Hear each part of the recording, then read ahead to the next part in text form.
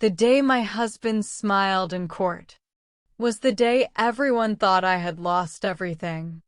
I remember that smile clearly. It wasn't happy. It wasn't relieved. It was victorious. He sat there in his tailored navy blue suit, one leg crossed over the other, hands folded calmly in his lap, like a man attending a business meeting, not the final hearing of a 14-year marriage. Across the room, I sat alone. No lawyer beside me. No family behind me. No confidence left in my eyes.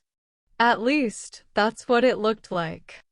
The courtroom was cold in that quiet, professional way, wood-paneled walls, muted lights, the faint sound of papers being shuffled. The judge flipped through documents without emotion. The clerk typed steadily. The bailiff stood still. And my husband smiled. He smiled when the judge confirmed the division of assets. He smiled when the house was awarded to him. He smiled when the savings account was declared jointly mismanaged and therefore mostly his. He smiled when my lawyer didn't object because I had told her not to. People often ask me later why I didn't fight harder. They say things like, "Didn't you see this coming? Why didn't you protect yourself? How could you let him take everything?" What they don't understand is this. I didn't lose that day. But to explain that, I have to take you back. To the beginning. To the years when I believed love was supposed to hurt quietly. When I met Daniel, I was 26. I had just finished nursing school. I worked long night shifts, slept through mornings, and drank cold coffee out of habit. I didn't own much, just a small apartment, a second-hand car, and a belief that if you loved someone deeply enough, things would work out. Daniel was charming in a calm way. Not loud. Not flashy. He listened when I spoke. He remembered details. He asked about my day and waited for the answer. That alone felt like kindness back then. We married 2 years later.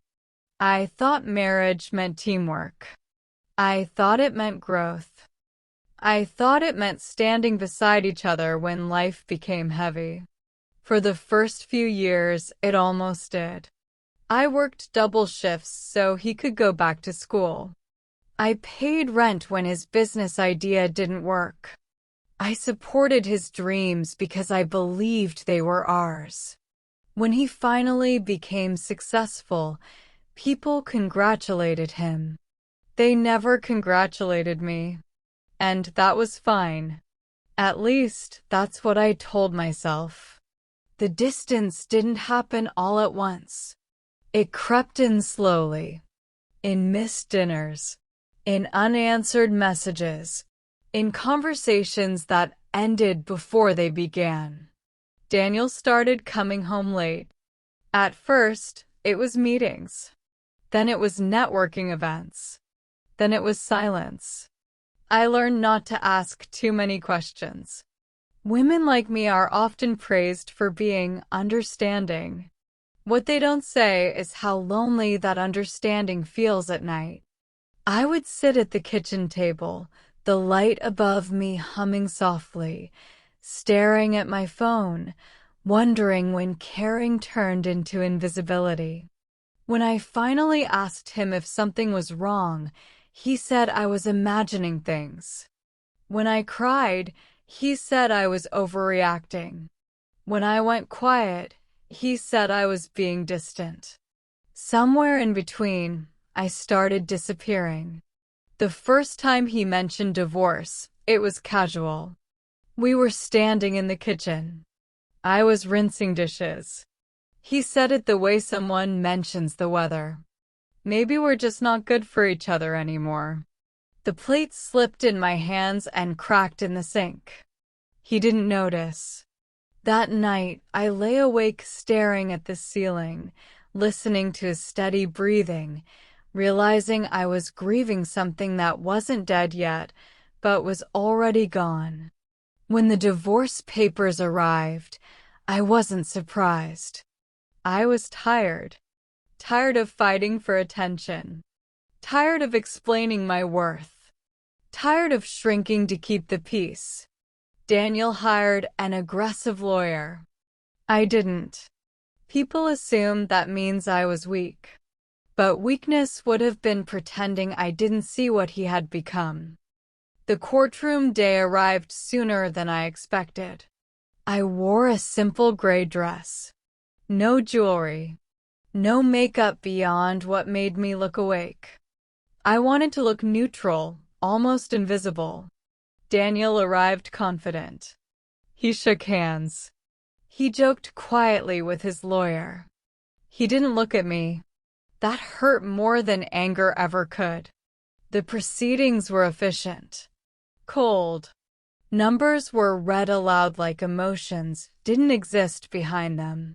When the judge finalized the division of assets, Daniel's lawyer smiled.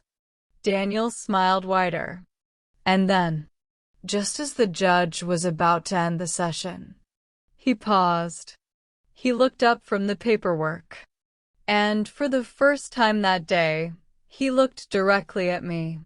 "Mrs. Carter," he said calmly, "I have one final question."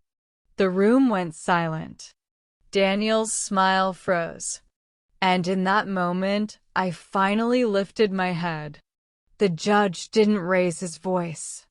He didn't lean forward dramatically. He simply adjusted his glasses, looked down at the file one more time, then back at me, as if something in the paperwork didn't sit right with him. "Mrs. Carter," he said again, slower this time. "Throughout this entire proceeding, you have not disputed a single claim." Daniel shifted in his seat. I could feel it without looking at him. The judge continued. "You waived spousal support.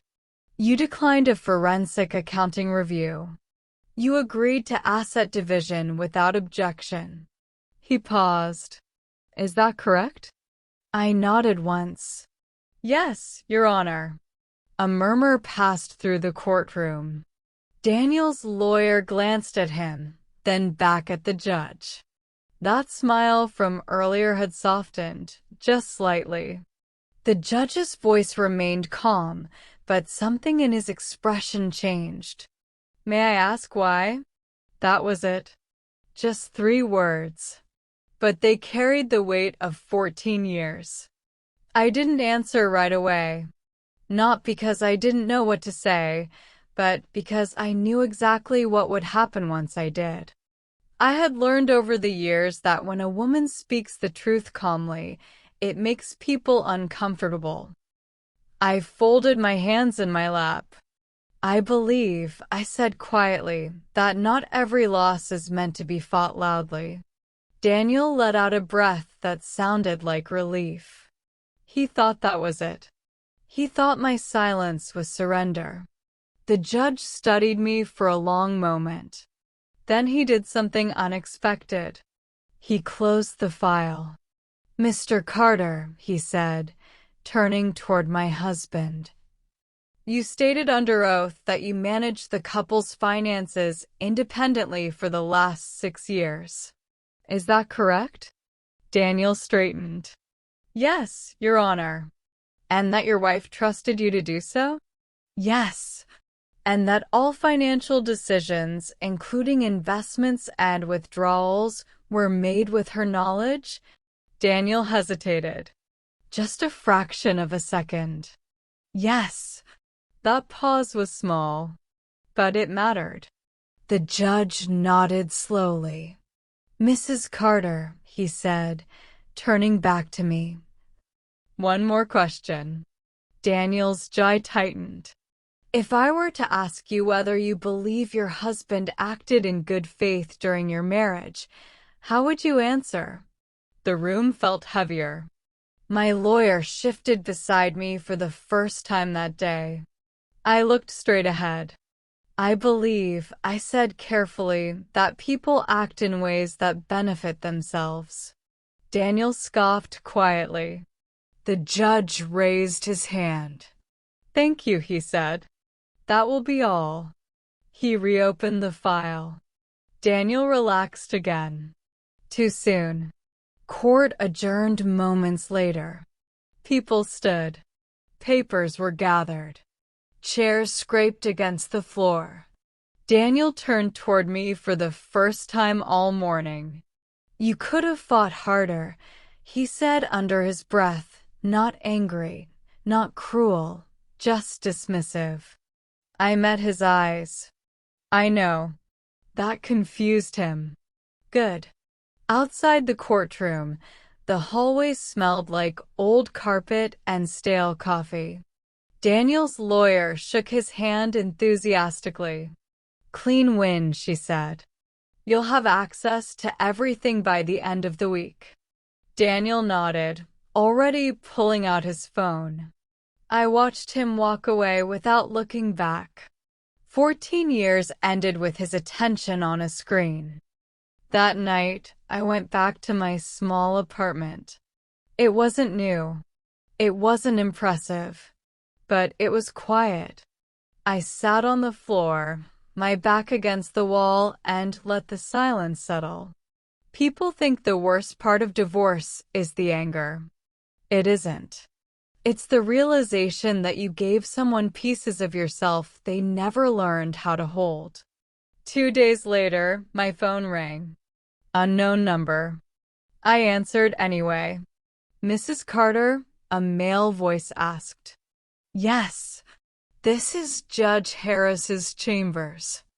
I closed my eyes. Yes, there's been a request to reopen a portion of the financial review. My heart didn't race. It slowed. When? I asked. Tomorrow morning. Daniel didn't sleep that night. I know because at 2:14 a.m. he sent a message. Did you do something? I stared at the screen for a long time before replying. No, that wasn't a lie. I hadn't done anything. Not yet. What Daniel never understood about me was that silence had never meant ignorance. While he managed accounts, I managed patterns. While he spoke confidently, I listened carefully. And while he believed control meant ownership, I learned that truth doesn't disappear just because someone hides it well. The next morning, the courtroom felt different. Smaller. Tighter. Daniel arrived early. This time, he didn't smile. Daniel sat straighter this time. Not confident. Alert.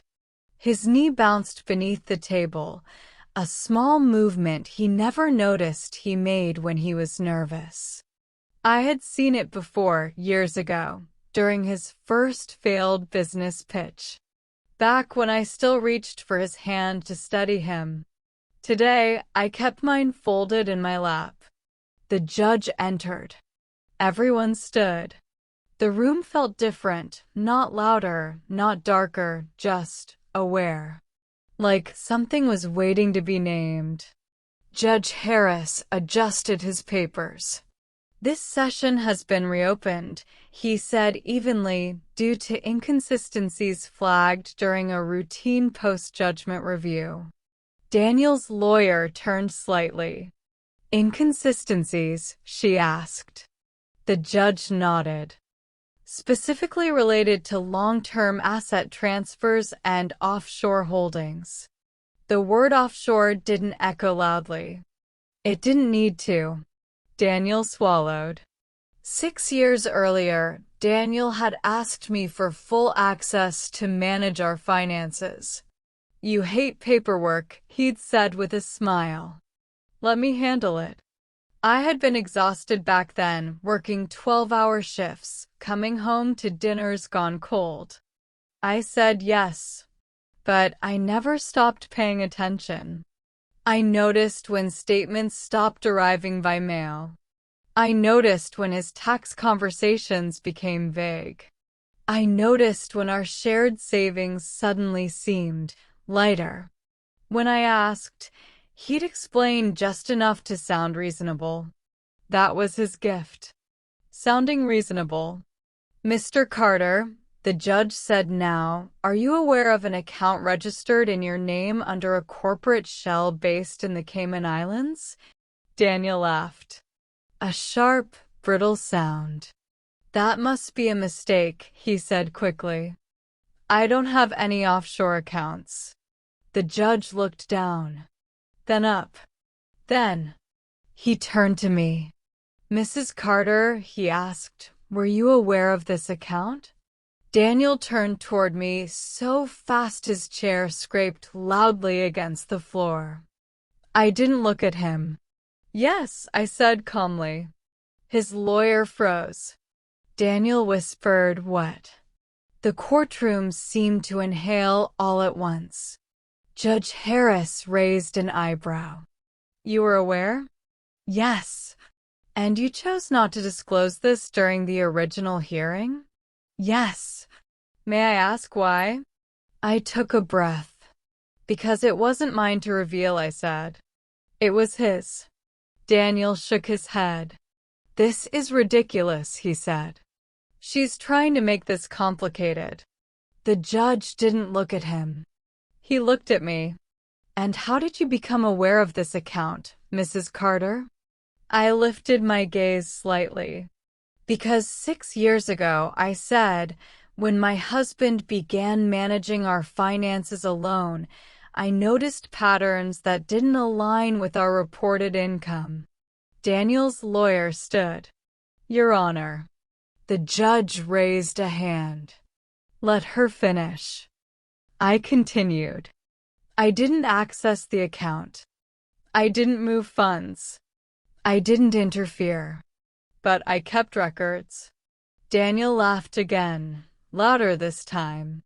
You kept records, he said mockingly. Of what? Imaginary money. I turned to him then. For someone who prides himself on control, I said softly, you really underestimated silence. His face reddened. The judge leaned forward slightly. Mrs. Carter, he said, do you have documentation? Yes, I replied. My lawyer finally slid a folder across the table. Daniel stared at it, as if it might disappear. Inside were timelines, dates, amounts, transfers. Nothing dramatic. Just facts. Facts have a way of dismantling confidence. Daniel's lawyer flipped through the pages, her expression tightening with each one. This, she murmured, was not disclosed. No, I said. It wasn't. Daniel stood abruptly. This is an invasion of privacy, he snapped. She had no right. The judge's voice cut through the room. Sit down, Mr. Carter. Daniel hesitated, then sat. Judge Harris removed his glasses. You testified under oath that all financial assets were disclosed, he said calmly. If that testimony is proven false, this court will need to revisit the entire division of assets. Daniel's mouth opened, then closed. I watched his certainty drain, not dramatically, not all at once, but like water leaking from a cracked glass. People often think revenge looks loud. It doesn't. Sometimes it looks like preparation. Sometimes it looks like patience. Sometimes it looks like letting someone believe they've won. The judge turned to me once more. Mrs. Carter, he said, why now? I thought about that. About the years of quiet. About the nights I stayed awake listening to someone who no longer saw me. Because I said finally, I wanted the truth to speak for itself. Daniel didn't look at me again. He stared at the table. At the evidence. at the version of himself he could no longer control. While the lawyers whispered urgently and the judge reviewed documents, I sat still. People think patience is easy when you're calm on the outside. They don't see what it costs on the inside. Waiting had taken years from me. Years of pretending I didn't notice when Daniel stopped asking about my day. Years of telling myself love meant compromise, even when I was the only one bending. Years of learning how to survive in the background of my own life. Silence isn't empty. It's heavy. The courtroom buzzed softly with restrained tension. Daniel's lawyer leaned toward him, her voice low and sharp. "You said there were no additional accounts." "I didn't think," Daniel muttered. "You testified," she snapped. I had never heard her sound like that before. Fear changes people's voices. The judge cleared his throat. "This court will recess for 30 minutes, he announced. "During that time, both parties will remain available." The gavel struck lightly. Not loud. Final. In the hallway, Daniel paced. Back and forth. Back and forth. I stood by the window, watching traffic move below, cars going places, people living lives untouched by what felt like the collapse of mine. Daniel finally stopped. "How long?" he asked. I didn't turn. "How long have you been planning this?" I exhaled slowly. "I wasn't planning," I said. "I was surviving." He scoffed. "You expect me to believe you just waited all this time?" "Yes." "That's insane." "No," I said quietly. "What's insane is thinking I wouldn't notice." His voice dropped. "You could have ruined me." I finally faced him. "You ruined us," I said. "I just stopped protecting you from the consequences." For a moment, he looked like the man I married, confused, cornered, unsure. Then his face hardened again. "You always liked playing the victim." That hurt more than I expected. Because once, a long time ago, he knew better. When the recess ended, the courtroom felt smaller, more intimate, like the walls had leaned in to listen. The judge resumed his seat. "Based on the new information," he said, "this court will conduct a full forensic review of all financial assets, domestic and international." Daniel's lawyer stiffened. Daniel stared straight ahead. I kept my eyes on the bench. "The previous asset division is suspended pending review." Suspended. That single word shifted everything. Daniel finally looked at me then. Not angry. Afraid. "What happens now?" he asked quietly. The judge answered for me. "Now," he said, "we uncover the truth." As proceedings continued, I felt something unexpected rise inside me. Not victory. Relief. Relief that I no longer had to carry this alone. Relief that the truth no longer depended on my voice to be believed. I remembered the night, 3 years earlier, when I found the first irregular transfer. I had been sitting at the kitchen table, laptop open, trying to help Daniel organize receipts. The numbers didn't add up. When I asked, he laughed. "You worry too much," he said. I closed the laptop. But I never forgot. Back in the courtroom, the judge addressed me again. "Mrs. Carter," he said, "do you understand the implications of this review?" "Yes," I replied. "It may extend proceedings." "I understand." "It may uncover liabilities." "I understand." "It may change outcomes." I met his eyes. "I understand." Daniel slumped slightly in his chair. The man who once controlled every conversation now had nothing to say. That's the thing about truth. It doesn't argue. It waits. The forensic review began quietly. It didn't make a sound at first. No gavel. No raised voices. Just documents, spreadsheets, and numbers that didn't match the image Daniel had carefully curated for years. The room smelled faintly of paper and anxiety. Daniel sat with his fingers steepled, watching as his empire, built on carefully hidden details, was slowly mapped out in front of the judge and his own lawyer. I watched silently from my seat. Not because I was gloating, but because I had learned to observe. Years of quiet observation had taught me something important. The person who assumes control over everything often forgets one key detail: the observer. I had been the observer. And now the room would see what I had always known. The first revelation was small. A forgotten account in a foreign bank.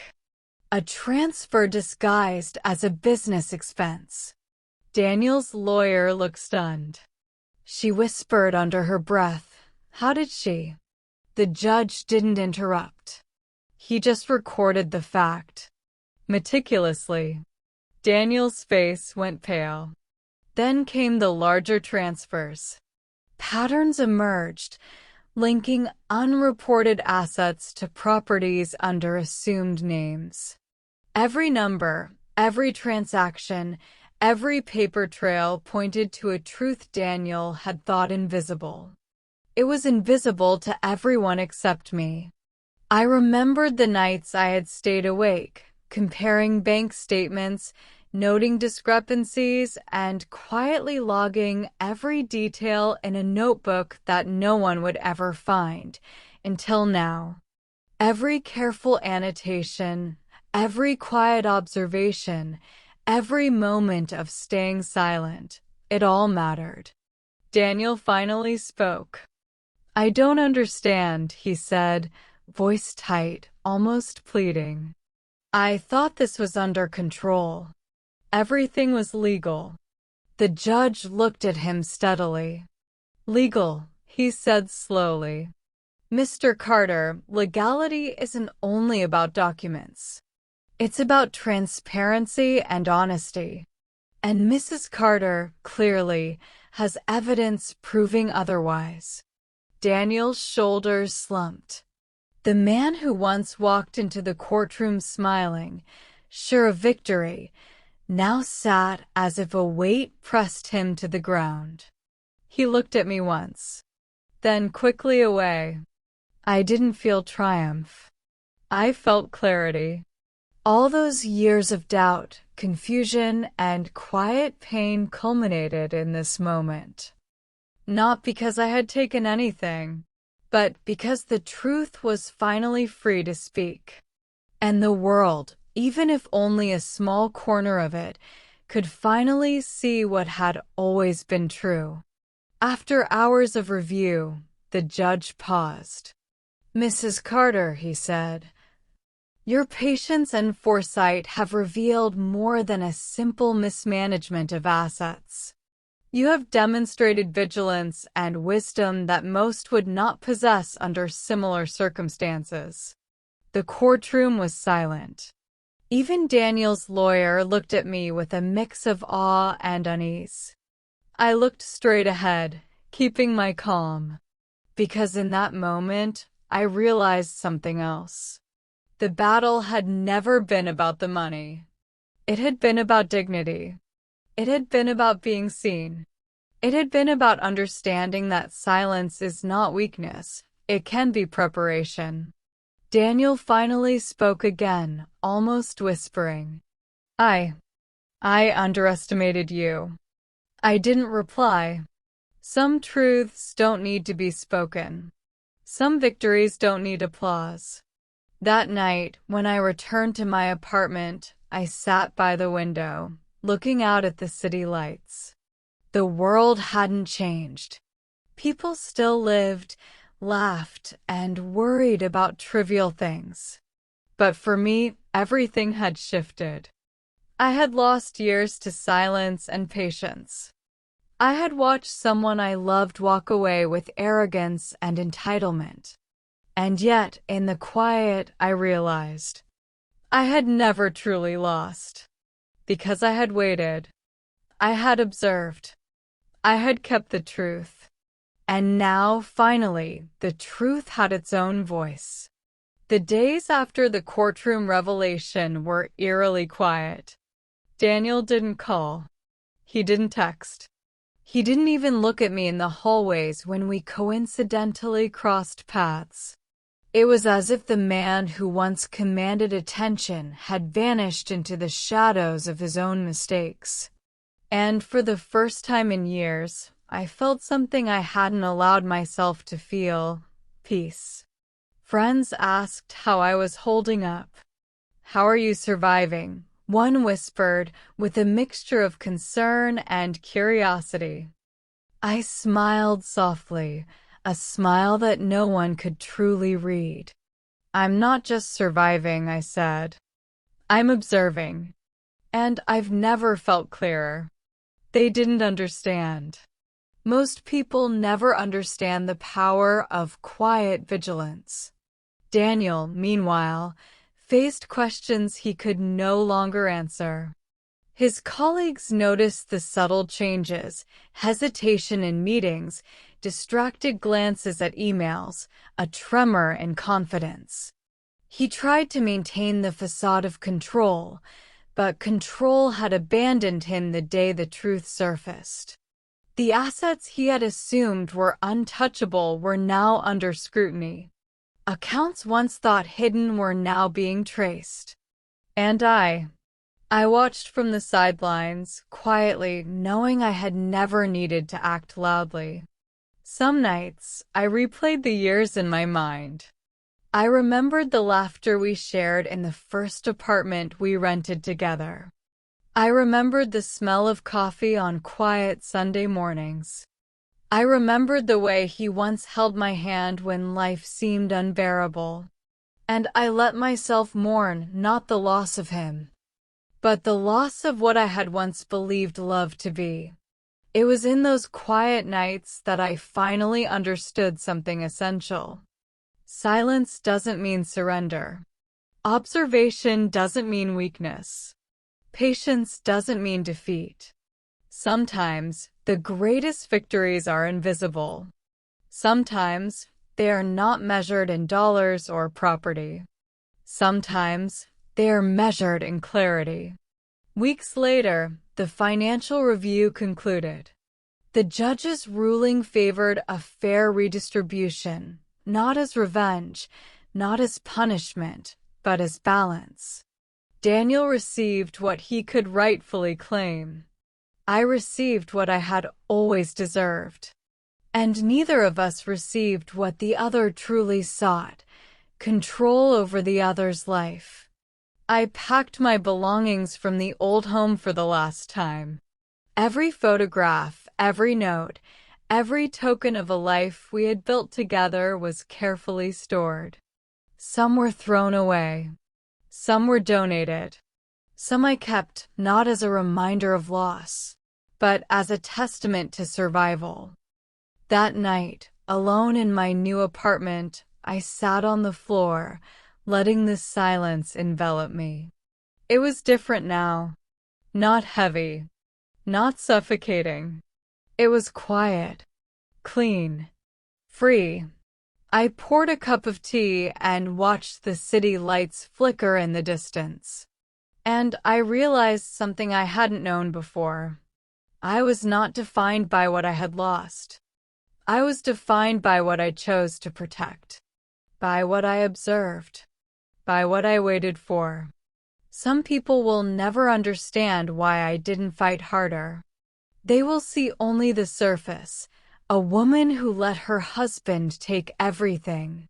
But those who pay attention, the ones who have ever had their quiet strength underestimated, they will understand.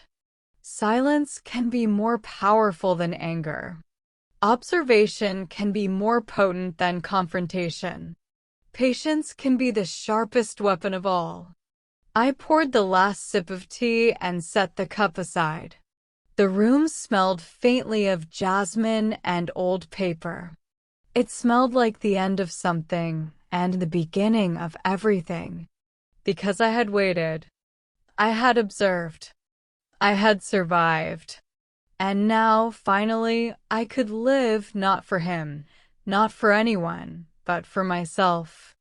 The days after the ruling were quiet, but not empty. They were full of decisions. I started small. A new apartment, fresh curtains, a desk where I could sit and write without memories crowding my mind. For the first time in years, I made choices purely for myself. I bought books I had always wanted to read.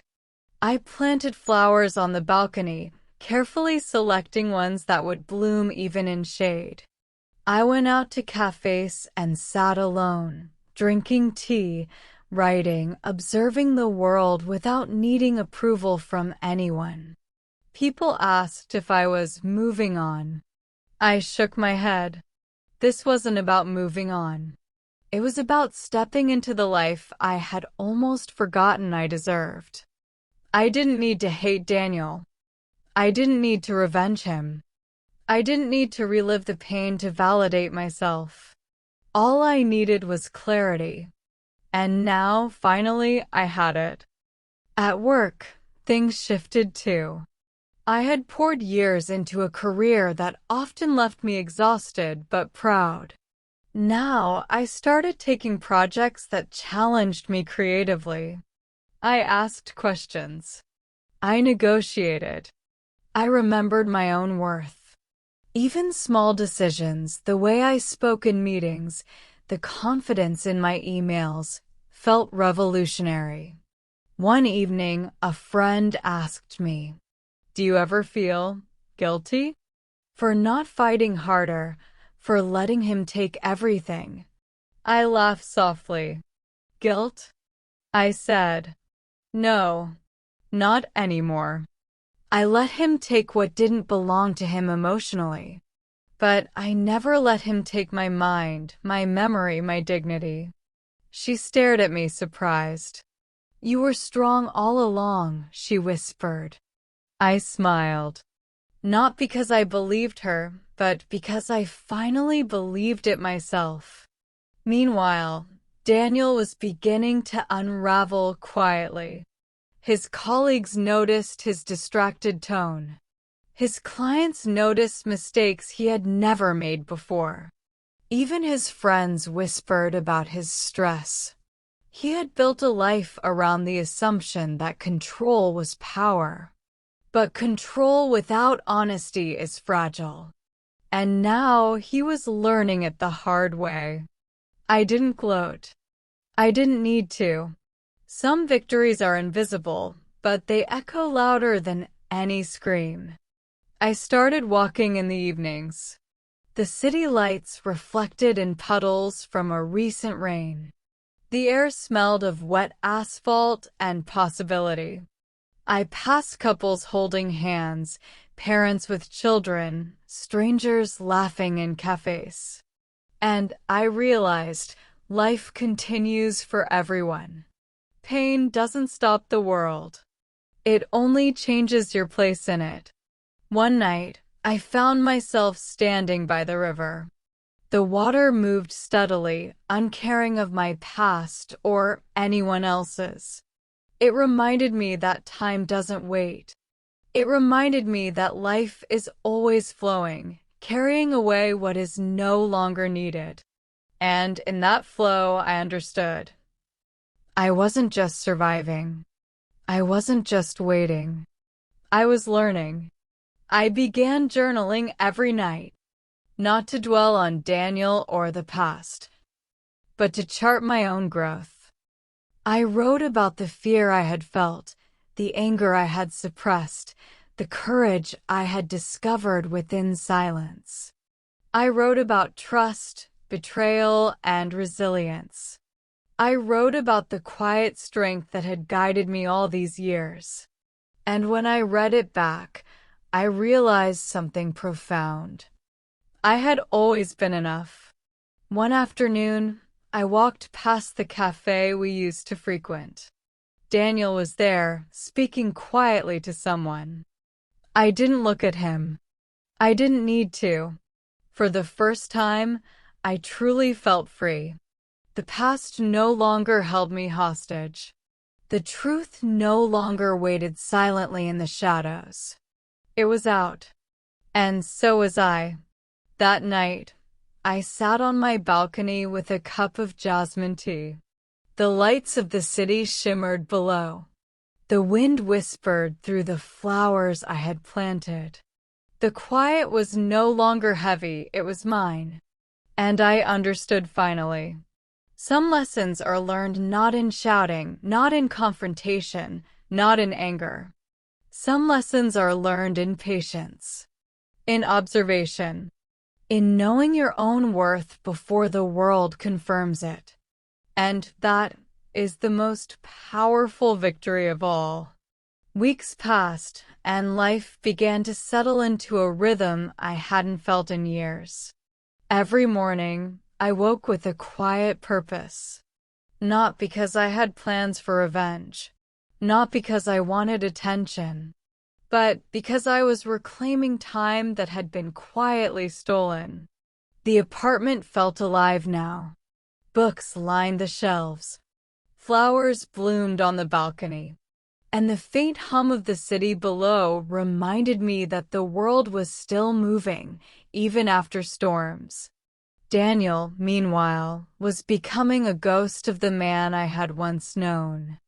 I heard through mutual acquaintances that he was making mistakes at work. Small ones at first, then bigger ones. Every misstep chipped away at the image he had carefully built, the image of success and control. And yet, I never interfered. I didn't need to. The truth had its own way of speaking.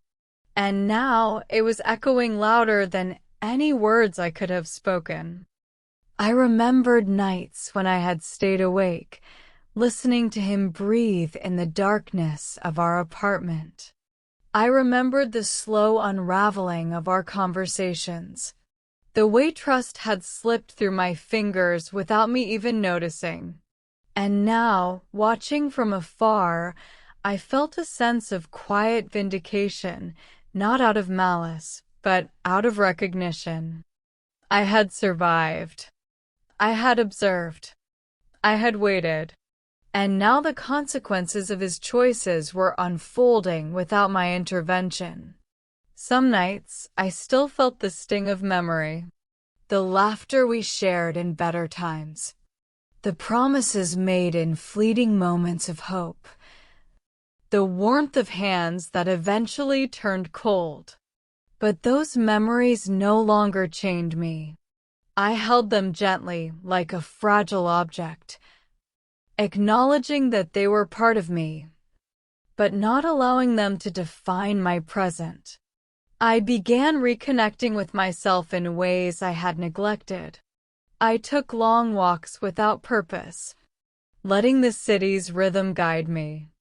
I started painting small canvases, not for exhibition, not for applause, but to release color from my mind onto a blank space. I learned to listen to the wind, to find solace in quiet moments of reflection. One evening, I received a message from Daniel. "I need to talk," it read. I paused, holding my phone. The urge to respond was fleeting. Then I deleted the message. Not because I was angry, not because I hated him, but because some doors are meant to remain closed. Some lessons are meant to be learned by the other in their own time. That night, I poured tea into my favorite cup and sat on the balcony. The city lights reflected in the glass like scattered stars. The wind whispered through the flowers, carrying with it a promise I hadn't allowed myself to believe before. I was whole. I didn't need validation from him, from anyone, or from the past. I had waited. I had observed. I had learned. And now I could finally live. Some people will never understand the power of silence. They will never see how quiet patience can uncover truth. They will never feel how resilience grows slowly, nurtured by observation, fortified by dignity. But I knew, and that knowledge was enough. I closed my eyes. The city hummed softly below. The night air carried a scent of jasmine and rain. And in that moment, I understood fully. Life doesn't demand revenge to be meaningful. It doesn't require confrontation to be victorious. It simply requires patience, clarity, and the courage to let the truth emerge when the time is right. And I had all of that. Weeks turned into months. The courtroom drama had faded from the public eye. The city went on with its rhythm. And people forgot about the battle that had once consumed my life. But I hadn't forgotten. I hadn't forgotten the long nights, the quiet observation, the patience that had carried me through a storm no one else could see. Daniel, on the other hand, hadn't fared as quietly. I heard through acquaintances about missed deadlines, failed negotiations, even whispers of friends questioning his judgment. He had built his empire on control, on the belief that dominance and bravado could mask flaws. But control without honesty is a fragile thing. And now, slowly, that fragility was visible to everyone who had once admired him. I didn't gloat. I didn't need to. Some victories aren't loud. Some triumphs don't require applause. Some are simply the quiet restoration of balance, the reclaiming of one's own life. I started reconnecting with my own desires. I took cooking classes I had always postponed. I traveled to places I had only dreamed about. I spent evenings reading poetry and journaling about everything I had learned about resilience, patience, and self-worth. For the first time, I was not reacting to anyone else's choices. I was living for myself. One afternoon, while walking through a small park, I noticed a couple sitting on a bench, holding hands, laughing. I didn't feel envy. I felt something quieter, understanding. Love could exist without control. Joy could exist without compromise. And life, even after betrayal and loss, could still be beautiful. Daniel attempted a quiet reconciliation months later. He sent a letter. Not a call. Not a message. A letter. He wrote about mistakes, regrets, and understanding. I read it carefully. Then I set it aside. Not because I was cruel. Not because I didn't care. Because the moment for reconciliation had passed. Some truths are meant to be recognized by the other when they are ready. Not forced. I began helping others in small ways. Friends who were struggling in relationships came to me. I shared lessons I had learned without revealing details of my own life. I taught them that patience and observation are as powerful as confrontation. I taught them that dignity is not surrendered, even when circumstances appear hopeless. And in teaching others, I cemented my own growth. Every night, I returned to the balcony, watching the city shimmer in the distance. The lights reflected in the windows like scattered memories. The wind carried a faint scent of jasmine from my balcony flowers. And I thought about all the years I had spent waiting, observing, enduring. And I smiled, not because the past was gone, but because I had finally stepped out of its shadow. Daniel's world, once seemingly untouchable, was now slowly unraveling. Mistakes were magnified. Trust was lost. All the control he had wielded over me and others could no longer hide the truth. I didn't need to confront him. I didn't need to call attention. I just lived my life. And the consequences unfolded naturally. I finally understood something essential. Life is not about the battles you win over others. Life is about the battles you survive within yourself. The silent victories, the inner strength, the patience to let the truth reveal itself. These are the triumphs that last. I poured myself a cup of tea one night and sat by the window. The city lights glimmered below. The air smelled of rain and earth. And I finally felt the freedom I had fought for, not with anger, not with revenge, but with resilience. I had survived. I had grown. I had reclaimed my life. And for the first time, I was truly, undeniably free. The months after the courtroom revelation had changed everything. I wasn't the same woman who once sat quietly while Daniel smiled confidently in court. I wasn't the one who allowed herself to disappear behind his ambitions. I wasn't the one who feared solitude or the judgment of others. I was something stronger. I woke up one morning to sunlight streaming through my new apartment.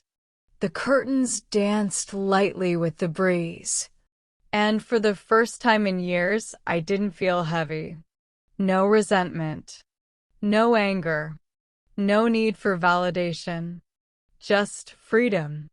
Daniel's world continued to crumble quietly. Mistakes at work became more frequent. Allies once loyal began questioning his judgment. The confidence he wore like armor had faded, replaced by subtle panic and hesitation. He had learned too late that control built on deception can never last. And he had no one to blame but himself. I didn't gloat. I didn't need to. I simply moved forward. I began traveling, exploring cities I had only dreamed of. I wandered through museums, sat in cafes watching strangers laugh, and allowed myself to feel again. The grief of my past remained not as a chain, but as a teacher. A reminder of what I had endured and what I had overcome. One evening, while sitting by a fountain in a quiet square, I reflected on all I had learned. Patience is not passive. Silence is not weakness. Observation is not apathy. Strength does not always roar. Sometimes it whispers. Sometimes it waits. Sometimes it allows the truth to speak when the time is right. And sometimes it allows life itself to deliver justice without your interference. Daniel's attempts to reach out after months of quiet humiliation had little effect.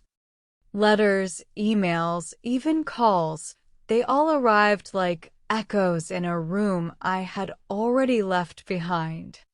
I read each carefully, then placed them aside, because I had no need to revisit the past. The lessons had been learned.